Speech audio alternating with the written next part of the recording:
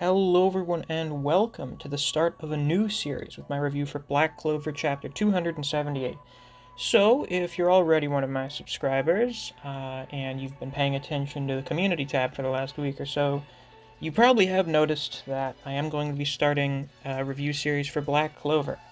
I know some of you have bitched and moaned about it a little bit because there is a bit of a, feeling in a lot of parts of the anime and manga community that Black Clover is not very good. I did get the infamous Black Clover mid comment in at least one of my community posts, which I've seen so many times on Twitter.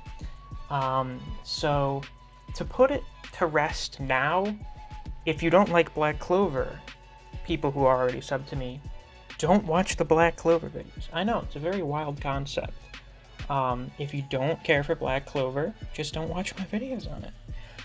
And for those of you who are new, because this is the start of a new series, and it's very possible that this is the first video of mine that you're watching, welcome. I do not script these videos, it's basically just me rambling about a chapter, so I hope you enjoy this sort of format of videos. Per this wonderful occasion, we have a chapter that I don't actually have too much to say about.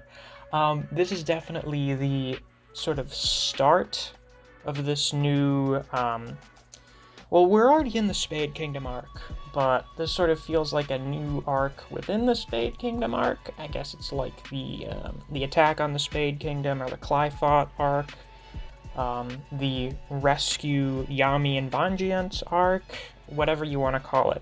We're basically setting everything up. So we have Marioleona fighting the big demon thing. We've got Yuno and Finral? No, it's him and Langris, right? They're fighting Zenon. We've got Charlotte and Rill going up against Vanica. In this chapter, we have Noct and Jack fighting Dante. So we are in the phase of the arc where you basically have everyone getting their shonen power-ups. You have Yuno getting his new transformation, you have Charlotte getting her new transformation, and we have Jack getting a new transformation in which he just sort of covers himself in full, just completely covers his body with his magic knife things. And this, of course, in traditional shonen fashion, comes right after we get a bit of a flashback explaining Jack's backstory, which I don't think we've gotten anything for before. I guess since this is my Black Clover video, I should probably give, my opinions on the characters involved in this chapter. So, Jack is basically the main character of this chapter. I like Jack. I don't know what a lot of other people really think of him. Yes, I know he's basically a Noitora clone, but I like Noitora, so that's not really a complaint on my part. I like these types of characters when they're not super overdone. You're allowed, one per series. Okay, you're allowed one who's, a relatively important character that shows up semi-frequently, okay? And Jack is this series' version of that character. He's the guy that, he's got a crazy face, he licks his lips all the time, and he likes cutting things up. So, we get the origin of Jack's, I guess, motivation of always wanting to fight and cut up stuff that's stronger than him, and that comes from his dad, who was a hunter, who told him, you should only ever hunt things that are weaker than you, never try and hunt something that is stronger than you. Which apparently is what got his dad killed, because he got killed by the giant bear that sort of ruled over the mountain they lived by. Though, I guess the fact that the claw marks were on his back suggests that he was running away from it.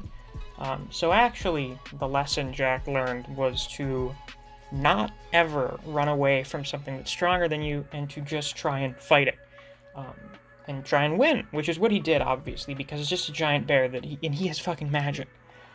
So even if it's like a giant magic bear, which this does appear to be, if you've got magic that just cuts shit, you can kill a big fucking bear. It's not very hard. So Jack's magic power-up are all of these knives that can apparently cut through gravity.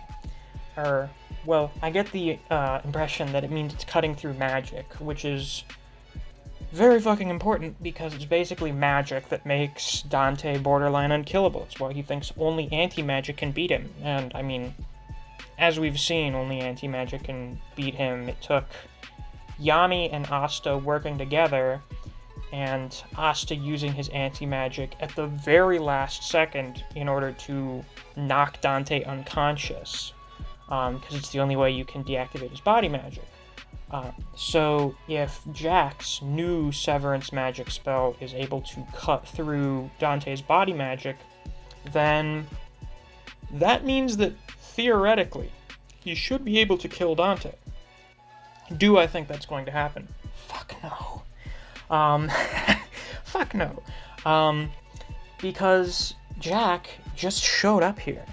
There's no established sort of conflict between Jack and Dante. We have the established conflict between Dante and Asta. So obviously when Asta and oh shit, how am I forgetting his name right now? Is it Lieb? That's how am I forgetting such an important character's name right now? That's another thing that you guys should be aware of if you haven't watched my videos before. I do not do a lot of preparation for these. But yeah, those two finishing up their training, they need to come and fight Dante. Which is also why I think Charlotte and Rill, they're gonna get fucking washed by Vanica. Yuno and Langris, they may lose to Xenon. You know what? I think Xenon is the only one who has, like, a legitimate chance of being beaten right now, because he's already fighting his character that he has a conflict with. I mean, Yuno's been training this whole time to go and beat Xenon, and he put a giant hole through his chest, so I find it fairly plausible they may actually beat Xenon. I think Xenon's gonna do some crazy shit, because it seems like he's just been kind of low-diffing everyone. Here's the thing. We've had a few panels in previous chapters, and in this chapter's color page, you have Xenon either being above Vanica and Dante, or getting a bigger panel.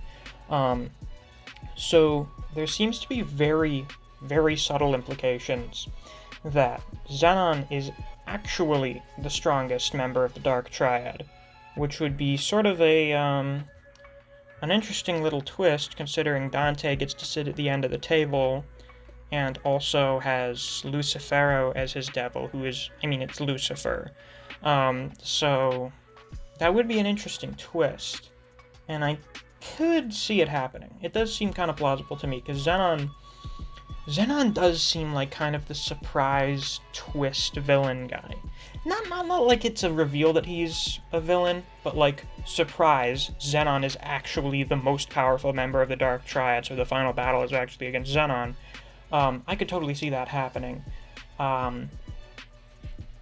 Because I don't think Yuno is going to win, like, immediately after injuring Xenon. Like, he's hurt him really badly, and then I think, I don't know, he's going to do, like, a transformation or something.